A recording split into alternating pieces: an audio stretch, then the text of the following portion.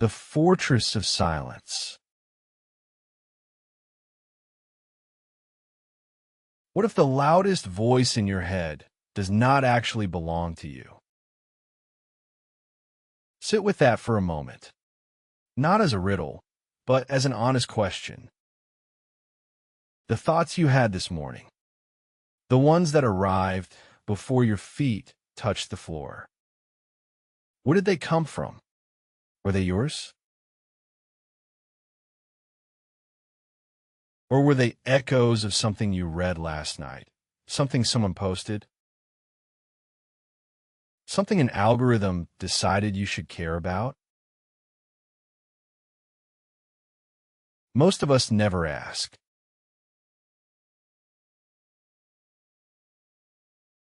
We assume that because a thought appears in our mind, it must be ours. We treat every impulse, every reaction, every flash of opinion as native, as though it grew from the soil of who we are.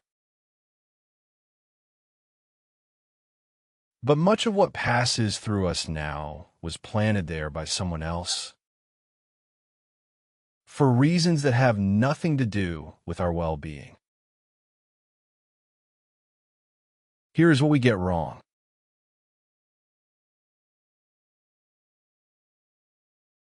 We believe the danger of distraction is that it wastes our time. And it does. But that is the shallow problem. The deeper one is that it displaces our inner voice, so gradually we forget it was ever there. You do not notice the moment your own thoughts stop leading and the feed takes over. There is no alert for that.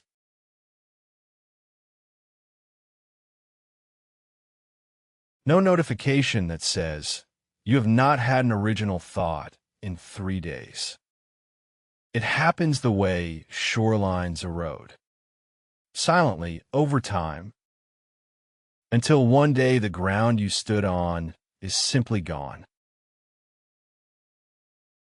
And we cooperate with it.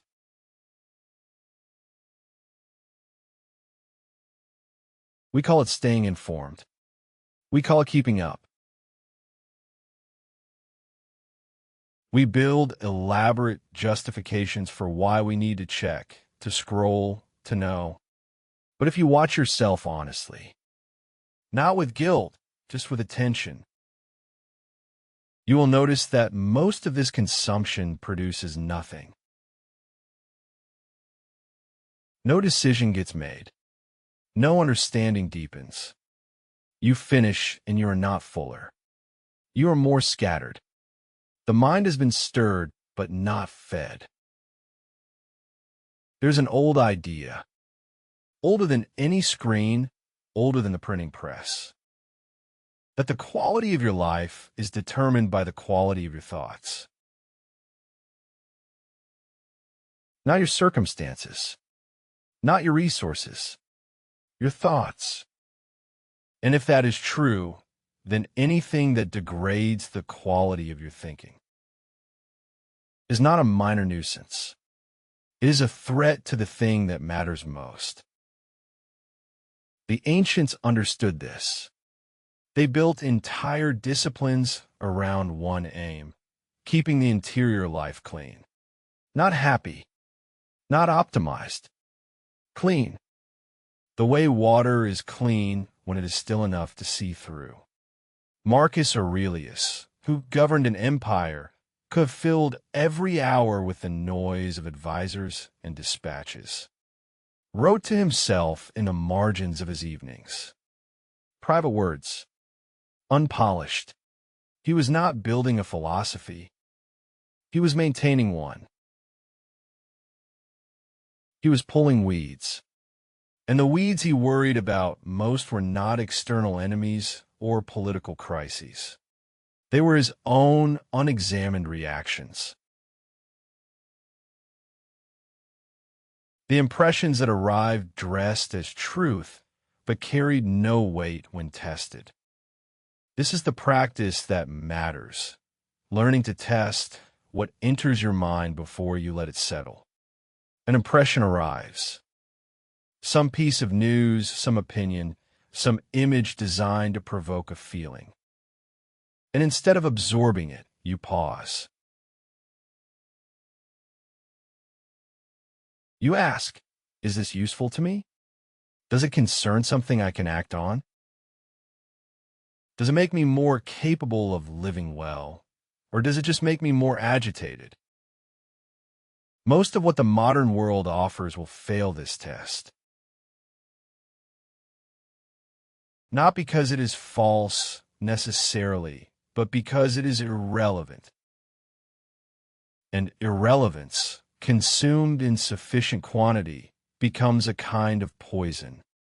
It teaches the mind to care about everything, which is another way of caring about nothing. Silence is not the absence of sound. It is the presence of your own thinking, uncontaminated. When you step away from the noise, not forever, not dramatically, but deliberately, what you find is not emptiness. You find that you still have a mind that can reason, that can weigh, that can decide without being prompted. This is what is at stake.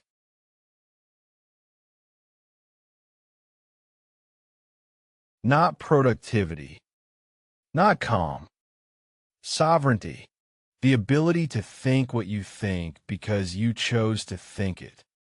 But the world will not protect this for you. No one profits from your clarity. The entire architecture of modern attention is designed to keep you reacting. To keep you in a state of low-grade emergency where every headline feels urgent, and every silence feels like something you are missing. You have to build the walls yourself. So tomorrow morning, before you reach for the glass rectangle on your nightstand, wait. Not because waiting is virtuous. Those first minutes are the cleanest your mind will be all day. They belong to you in a way that no other minutes do. Sit with them. Let whatever rises from the quiet have its say. The unfinished thought from yesterday, the half-formed intention, the question you keep avoiding. These are yours. They have been waiting for an audience. And when you do, eventually step into the current of information. Because you will, because we all must. Do it the way a person enters cold water. Deliberately, with your breath held and your footing sure. Take what you need. Leave the rest. Do not let the current decide your direction. The fortress is not a place. It is a practice. Every time you choose your own thought over the thought that was chosen for you, you are laying another stone.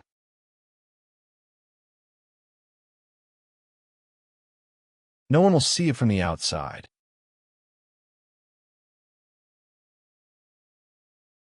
But you will feel it from within.